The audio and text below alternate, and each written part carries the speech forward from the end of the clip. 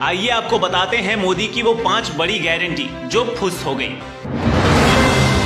पहली गारंटी, विदेशों से काला धन लाने की। ये काला धन वापस आना चाहिए। ये चोर लुटेरों से एक एक रुपया वापस लेना चाहिए।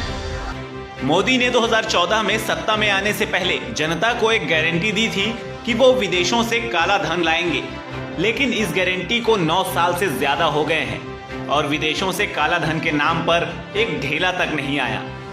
दुनिया के किसी भी देश में हिंदुस्तान का पैसा रखा गया है, पाई वापस लानी चाहिए, नहीं लानी चाहिए? काला धन वापस लाना चाहिए, नहीं लाना चाहिए? दूसरी गारंटी, 15 लाख रुपए सभी के खाते में देने की। हिंदुस्तान के एक एक गरीब आदमी को खुद में 15-20 लाख रुपए भी मिलता है। मोदी ने 2014 के चुनाव में कहा था कि मैं सभी के खातों में 15-15 लाख रुपए देने की गारंटी देता हूं, आप लोग मुझे प्रधानमंत्री बना दो। लेकिन मोदी ने प्रधानमंत्री बनने के बाद 15 क्या, एक चवन्नी तक किसी को नहीं दी।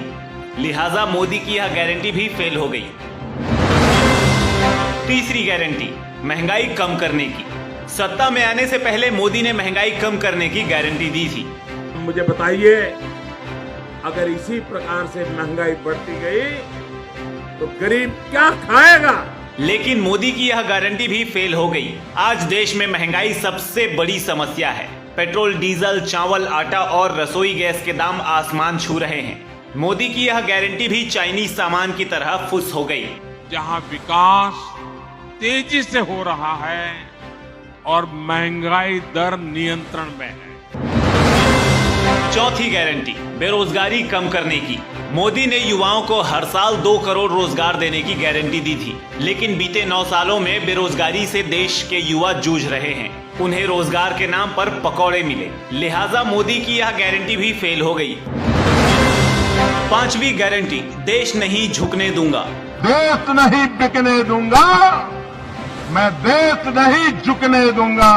मोदी ने देश नहीं झुकने दूंगा की गारंटी दी थी, लेकिन हालात ये हैं कि मोदी ने आज बेचने के लिए देश में कुछ छोड़ा ही नहीं। रेल बेच दी, एयरपोर्ट बेच दिया, BSNL बेच दिया, पोर्ट बेच दिया।